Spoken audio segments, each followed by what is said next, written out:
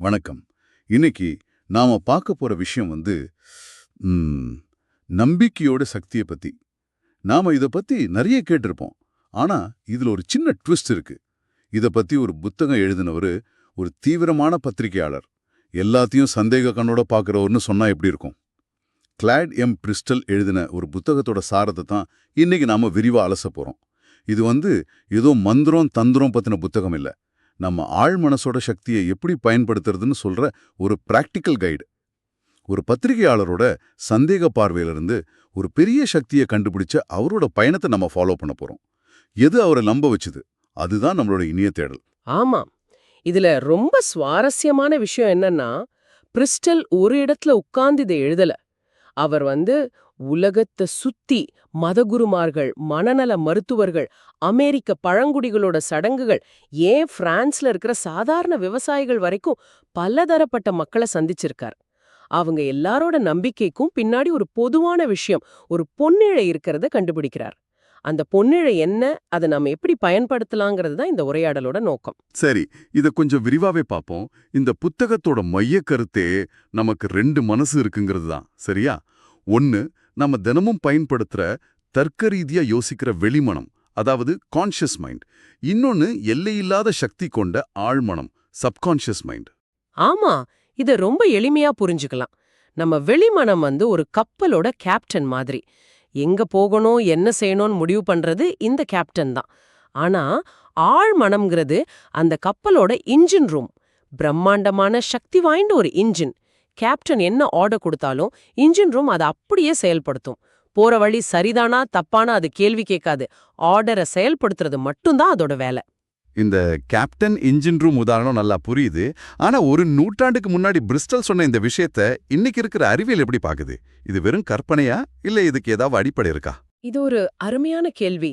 Bristol இத மேஜிக்னு சொன்ன காலத்திலிருந்து நாம ரொம்ப தூரம் வந்துட்டோம். இன்னைக்கு நியூரோ சயின்ஸ் இந்த இன்ஜின் ரூம் எப்படி வேலை செய்யுதுன்னு நமக்கு காட்ட ஆரம்பிச்சிருக்கு. நியூரோ பிளாஸ்டிசிட்டின்னு ஒரு விஷயம் சொல்றாங்க. அதாவது நம்ம திரும்ப திரும்ப ஒரு விஷயத்த நினைக்கும் போதோ அல்லது செய்யும் போதோ நம்ம மூளையில இருக்கிற நியூரான் பாதைகள் உண்மையிலேயே வலுவாகுது, இல்லனா புதுசா உருவாகுது. ஓஹோ. ஆக பிரிஸ்டல் அன்னிக்கு சொன்ன நம்பிக்கையை விதைப்பதுங்கிறத இன்னைக்கு அறிவியல் மூளையோட வயரிங்க மாற்றி அமைப்பதுன்னு சொல்லுது. அப்போ நாம தூங்கும்போது கூட இந்த இன்ஜின் ரூம், அதாவது நம்ம ஆழ்மனம் வேலை செஞ்சுட்டே இருக்குமா? நிச்சயமா. அதுக்கு ஓய்வே கிடையாது. நம்மளோட உள்ளுணர்வு, அதாவது இன்ஜூஷன், திடீர்னு வர புது யோசனைகள், கனவுகள் எல்லாத்துக்கும் அதுதான் மூலம். பல சமயம் ஒரு பெரிய பிரச்சனைக்கு ராத்திரி முழுக்க மண்டைய உடைச்சிட்டு காலையில எழுந்ததும் டக்குன்னு ஒரு தீர்வு தோணும்ல. ஆமா ஆமா, அது நடக்கும். அதுக்கு காரணம் நம்ம கேப்டன், அதாவது வெளிமனம் தூங்கும்போது கூட நம்ம இன்ஜின் ரூம், அந்த ஆழ்மனம் அந்த பிரச்சனைக்கான வேலையை செஞ்சுட்டே இருந்ததுதான். சரி, ஒரு பத்திரிகையாளரா இருந்த பிரிஸ்டலுக்கு இதெல்லாம் உடனே புரியலையே. எது அவர் அந்த ஆழ்மன சக்தி உண்மைதான்னு நம்ப வச்ச முதல் ஆதாரமா இருந்திருக்கும்? அவரோட புத்தகத்துல அவர் நிறைய சின்ன சின்ன சம்பவங்களை சொல்றார். உதாரணத்துக்கு, தொலைஞ்சு போன ஒரு பொருளை தேடும்போது அது எங்க இருக்குன்னு எனக்கு தெரியும், அது என் கண்ணுல படும்னு மனசுக்குள்ள திரும்ப திரும்ப சொல்லிட்டே தேட ஆரம்பிச்சா கொஞ்ச நேரத்துல அந்த பொருள் கண்ணுல படுறத அவர் கவனிச்சிருக்காரு. இது மாதிரி சின்ன சின்ன வெற்றிகள் தான், ஓகே இது ஏதோ தற்செயலா நடக்கல, இதுக்கு உள்ள ஏதோ ஒரு சக்தி இருக்குன்னு அவர் யோசிக்க வச்சது. ஓகே, அப்போ இந்த சக்தி வாய்ந்த ஆழ்மனசுக்குள்ள ஒரு ஐடியாவை எப்படி கொண்டு போய் சேர்க்கறது? இதுதான் அப்ப முக்கியமான கேள்வி. இந்த புக்ல சில பிராக்டிக்கலான டெக்னிக்ஸை பத்தி சொல்றாங்க இல்லையா? படையான உத்தி திரும்ப திரும்ப சொல்லுதல், அதாவது ரெபெட்டிஷன். ஒரு விஷயத்த நீங்க திரும்ப திரும்ப சொல்லும்போது அது தர்க்க ரீதியான வெளிமனதின் தடையை தாண்டி நேரா ஆழ்மனசுல போய் பதிஞ்சிடும். இது கேக்குறதுக்கு சிம்பிளா இருந்தாலும் இதோட தாக்கம் ரொம்ப பெருசு இல்லையா? ரொம்ப ரொம்ப பெருசு. இதோட இருண்ட பக்கத்தை பாருங்க.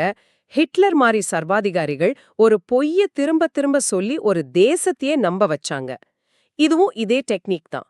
ஆனா இதோட இன்னொரு பக்கத்துல பெரிய விளையாட்டு பயிற்சியாளர்கள் அவங்க டீம் கிட்ட நாம தான் ஜெயிப்போம், நம்மால முடியும்னு திரும்ப திரும்ப சொல்லி அவங்க மனசுல ஒரு அசைக்க முடியாத நம்பிக்கைய உருவாக்குறாங்க. ஆக இது ஒரு கத்தி மாதிரி. பழ நறுக்கவும் பயன்படுத்தலாம், காயப்படுத்தவும் பயன்படுத்தலாம். அப்போ இதுல நாம கத்துக்க வேண்டிய பாடம் என்னன்னா, நம்ம ஆழ்மனசுக்கு நல்லது கெட்டது தெரியாது. அது ஒரு சூப்பர் கம்ப்யூட்டர் மாதிரி. நீங்க என்ன புரோகிராம உள்ளீடு செய்றீங்களோ அதை அப்படியே ரன் பண்ணும். நாமளா நமக்கு வேணுங்கிற நல்ல ப்ரோக்ராம உள்ளீடு செய்யலன்னா வெளியிருந்து வர்ற நெகட்டிவ் ப்ரோக்ராம்ஸ் தானா உள்ள போயிடும். மிகச்சரியா சொன்னீங்க. The real takeaway is that you are the programmer. நீங்க புரோகிராம் பண்ணலன்னா இந்த உலகம் உங்களுக்காக அதை செய்திடும். சரி, இந்த திரும்ப திரும்ப சொல்றதுங்கிறது பெரும்பாலும் வார்த்தைகளை சார்ந்தது. ஒருவேளை சிலருக்கு வார்த்தைகளை விட படங்கள் மூலமா ஒரு விஷயத்தை உள்வாங்கிறது சுலபமா இருக்குமே, அவங்களுக்கு ஏதாவது டெக்னிக் இருக்கா? அருமையான கேள்வி. அங்கதான் அடுத்த உத்தி வருது. மனக்காட்சிப்படுத்துதல், அதாவது விஷுவலைசேஷன். நீங்க அடைய விரும்புற ஒரு இலக்க, அது ஏற்கனவே நடந்து முடிஞ்ச மாதிரி உங்க மனக்கண்ணுல ஒரு தெளிவான படமா பாக்குறது. வெறும் வார்த்தைகளை விட ஒரு தெளிவான மனக்காட்சிக்கு சக்தி அதிகம். இது சம்பந்தமா புத்தகத்துல ஒரு சுவாரஸ்யமான கதை இருக்குமே, ஒரு சேல்ஸ்மேன் கதை. ஆமா, பாப்னு ஒரு சேல்ஸ்மேன். அவர் ஸ்மித்னு ஒரு பெரிய கோடீஸ்வரரை மீட் பண்ணணும். ஆனா அவரை பார்த்தாலே பாபுக்கு கை காலெல்லாம் நடுங்க ஆரம்பிச்சிரும். பயத்துல வார்த்தையே வராது. அவர் பிரிஸ்டல் கிட்ட உதவி கேட்கிறார். பிரிஸ்டல் ஒரு விசித்திரமான யோசனை சொல்றார். என்ன யோசனை அது? அவர் சொல்றார், அடுத்த தடவை ஸ்மித்த பாக்கும்போது அவரை ஒரு பெரிய கோடீஸ்வரரா கோட் சூட் போட்டாளா பாக்காட. அதுக்கு பதிலா அவரை ஒரு சர்க்கஸ்ல தொப்பி போட்ட முன்னாடி பல்லில்லாத ஒரு வயசான கரடி மாதிரி கற்பனை பண்ணிக்கோ. என்னது, கரடியாவா? இத நான் என் அடுத்த மீட்டிங்ல முயற்சி பண்ணா எப்படி இருக்கும்னு யோசிச்சு பார்க்கறேன். நிச்சயம் என்னால சீரியஸா இருக்க முடியாது.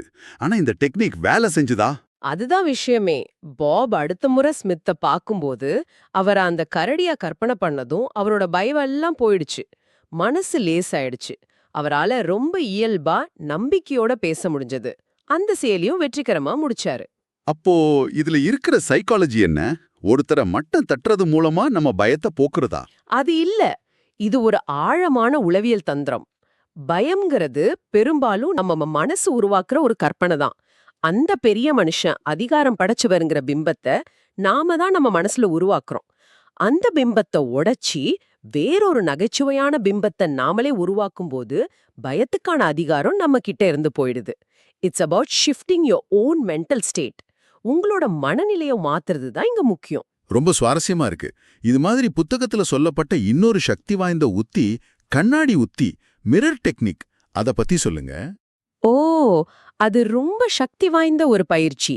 பிரிஸ்டல் அவர் பார்த்த ஒரு சம்பவத்தை விவரிக்கிறார். ஒரு பெரிய தொழிலதிபர் ஒரு பார்ட்டில அளவுக்கு அதிகமா குடிச்சிட்டு நல்ல போதையில இருக்கார். திடீர்னு அவருக்கு ஒரு முக்கியமான மீட்டிங் ஞாபகம் வருது. அவர் உடனே தன்னை சரி பண்ணிக்கிட்டு பாத்ரூம்க்கு போறார். அங்க போய் என்ன பண்றார்? கண்ணாடியில அவரோட பிம்பத்தையே உத்து பாக்குறார்.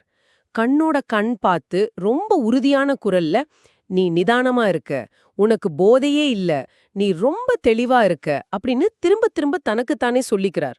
ஒரு சில நிமிஷத்துல அவரோட தள்ளாட்டம் குறையுது, பேச்சு தெளிவடையுது. முழு நிதானத்தோட அந்த பார்ட்டிக்கு திரும்பி வர்றார். இது கேட்கறதுக்கு நம்ப முடியாத மாதிரி இருக்கு. இது ஒரு சுய தூண்டலால் ஏற்படும் மருந்து போலி விளைவு மாதிரி தானே? அதாவது செல்ஃப் இன்டியூஸ் பிளசிபோ எஃபெக்ட். இதுக்கு ஏதாவது எல்லை இருக்கா? ஒருத்தர் தனக்கு உடம்பு சரியில்லைன்னா கண்ணாடி முன்னாடி நின்னு நான் ஆரோக்கியமா இருக்கேன்னு சொன்னா சரியாயிடுமா? இதுதான் இதுல நாம புரிஞ்சுக்க வேண்டிய முக்கியமான விஷயம். பிரிஸ்டல் சொல்றது, நம்ம மனநிலையையும் தன்னம்பிக்கையும் கட்டுப்படுத்த இது ஒரு கருவி. கை உடைந்திருக்கும் போது எனக்கு வலிக்கலன்னு சொல்றது முட்டாள்தனம். ஆனா ஒரு முக்கியமான இன்டர்வியூக்கு போறதுக்கு முன்னாடி பயத்துல இருக்கிற ஒருத்தர் கண்ணாடி முன்னாடி நின்னு நீ நம்பிக்கையோட இருக்க, உன்னால இதை சிறப்பா செய்ய முடியும்னு சொல்லும்போது அதோட உடல் மொழிய, குரல, மொத்த அணுகுமுறையையும் மாத்தும். சரி சரி. உங்களோட உருவத்தை பார்த்து, உங்க கண்ணை பார்த்து நீங்க ஒரு விஷயத்த சொல்லும்போது அதுக்கு ஒரு தனி சக்தி இருக்கு. அது நேரா ஆழ் மனசுல பதியுது. அப்போ இதையெல்லாம் வச்சு பார்க்கும்போது நம்ம எண்ணங்கள் தான் நம்ம வாழ்க்கையை உருவாக்குதுன்னு சொல்ல வராங்களா? 100%. உங்கள் சொந்த எண்ணங்களின் விளைவுதான் நீங்கள். இதுதான் இந்த புத்தகத்தோட ஒற்றை வரி சுருக்கம். நீங்க நடக்கிற விதம், உங்களோட உடல் தோரணை, நீங்க பேசுற வார்த்தைகள் எல்லாமே உங்க மனசுல ஓடுற எண்ணங்களோட பிரதிபலிப்பு தான். ஒருத்தர் தோள் குனிஞ்சு தலைய குனிஞ்சு நடந்தா அவர் மனதளவுல தன்னம்பிக்கை குறைவா இருக்காருன்னு நாமளே சொல்லிடலாம் இல்லையா? அதுதான் இது. ஆனா இதுல எனக்கு ஒரு முக்கியமான கேள்வி இருக்கு. நம்ம மனசுல ஒரு நாளைக்கு ஆயிரக்கணக்கான எண்ணங்கள் வருது. இந்த எல்லா எண்ணங்களும் நம்மளோடது தானா, இல்ல வெளியிருந்து வருதா? இல்ல, இது ரொம்ப ரொம்ப முக்கியமான ஒரு புள்ளி. நம்ம மனசுல ஓடுற பெரும்பாலான எண்ணங்கள் நம்மளோடது இல்ல. நாம பாக்குற செய்திகள், நம்ம பழகுற நண்பர்கள், சோஷியல் மீடியான பல இடங்கள்ல இருந்து எண்ணங்கள் நம்ம மேல ஒரு தாக்குதல் நடத்துது. அப்போ உண்மையான திறமைங்கிறது என்ன? உண்மையான திறமைங்கிறது எந்த எண்ணங்களை உள்ள விடணும், எந்த எண்ணங்களை வெளியே தள்ளணும்னு முடிவு பண்றது தான். உங்க மனச ஒத்த கதவு இருக்கிற ஒரு ரூம் மாதிரி நினைச்சுக்கோங்க. அந்த ரூமோட காவலாளி நீங்க தான். எந்த விருந்தாளி உள்ள வரணும், யார வாசலோட திருப்பி அனுப்பணும்னு நீங்க தான் முடிவு செய்யணும். தேவையில்லாத எதிர்மறையான எண்ணங்கள் உள்ள வர்றதை நீங்க அனுமதிக்கலன்னா உங்க மனசு ஒரு தெளிவான இடமா இருக்கும். அந்த சாவிய மத்தவங்க கையில கொடுக்க கூடாது. ஆக நாம இதுவரைக்கும் பேசினது எல்லாம் தொகுத்து பார்த்தா நம்பிக்கைங்கிறது சும்மா உட்கார்ந்துட்டு கனவு காண்ற விஷயம் இல்ல. அது திரும்ப திரும்ப சொல்றது, மனசுல கற்பனை பண்ணி பார்க்கறது, கண்ணாடி முன்னாடி நின்னு உறுதிப்படுத்துறது மாதிரியான உத்திகள் மூலமா நம்ம ஆழ் மனசை ஒருமுகப்படுத்துற ஒரு செயல்முறை, ஒரு ஆக்டிவ் ப்ராசஸ். ஆமா, நாம நினைக்கிறத விட நாம ரொம்ப சக்தி வாய்ந்தவங்க. அந்த சக்தி நமக்கு வெளியில எங்கேயோ இல்ல, நமக்கு உள்ளேயே தூங்கிட்டு இருக்கு. அதை தட்டி எழுப்புறதுக்கான சில கருவிகளை தான் இந்த புத்தகம் நமக்கு கொடுக்குது. இது ஒரு வகையான மனப்பயிற்சி, அவ்வளவுதான். இந்த உரையாடலை முடிக்கிறதுக்கு முன்னாடி உங்களுக்கு ஒரு சிந்தனை. இந்த புத்தகத்துல நாம எல்லாரும் ஒரு பிரபஞ்ச மனதோடு, அதாவது யுனிவர்சல் மைண்டோட இணைக்கப்பட்டிருக்கோன்னு ஒரு கருத்து சொல்லப்படுது. இது கொஞ்சம் ஆன்மீகமா தோணலாம். ஆனா தாமஸ் எடிசன் கூட அவரோட கண்டுபிடிப்புக்கான ஐடியாக்கள் பிரபஞ்ச வெளியிலிருந்து தான் அவருக்கு கிடைச்சதுன்னு நம்பினார். இப்போ கேள்வி இதுதான்: உங்க எண்ணங்கள் உங்க யதார்த்தத்தை பாதிக்க முடியும்னா, சில சமயம் உங்களுக்கே வர்ற ஒரு பிரமாதமான ஐடியா இது எங்கிருந்தோ வந்தது மாதிரி நீங்க உணர்ந்தா, உங்க மனசுக்கும் உங்களை சுத்தி இருக்கிற இந்த உலகத்துக்கும் நடுவுல இருக்கிற எல்லை கோடு எது? ஒருவேளை அப்படி ஒரு கோடே இல்லையா? இதை சிந்திச்சு பாருங்க.